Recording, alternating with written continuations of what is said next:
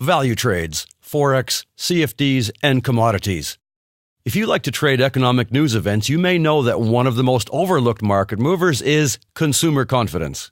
Before we look at how consumer confidence works, we would like to remind you that CFDs and FX are leveraged products and that your capital is at risk.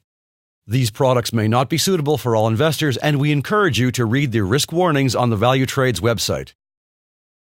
Measuring consumer confidence can help businesses make important decisions.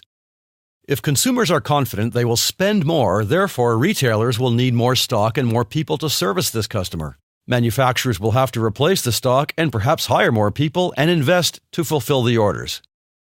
If consumers are pessimistic, retailers and manufacturers may be more cautious. Either way, the Consumer Confidence Index is an important economic indicator and it drives the market. Most countries have ways of measuring consumer confidence, but not all have the power to drive the markets. Australia and New Zealand follow the Westpac Banking's monthly consumer sentiment, and New Zealand also follows monthly credit card spending statistics. Japan also creates monthly consumer confidence surveys, as does the UK with the GfK Consumer Confidence and the European Union with Eurostat Consumer Confidence. Switzerland uses the State Secretariat for Economic Affairs, or SECO, and publishes the report every 3 months. The most important by far are the United States University of Michigan Consumer Sentiment and the Conference Board's Consumer Confidence Index. The benchmark level of the American Consumer Confidence Index is 100, and we can see that, over the last several years, the figure has grown steadily. Like any news event, analysts try to predict the new level. For example, here we have a recording of the Consumer Board's release. Just before the news, spreads become a little erratic and the figures come out slightly lower than analysts' expectations.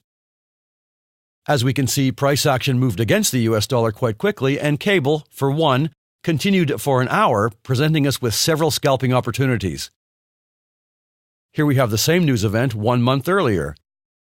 This time, the news was released and was better than predicted, which strengthened the US dollar, sending price action counter-trend. Occurrences like this, driven by news events such as the Consumer Confidence Index, often give us short-term opportunities.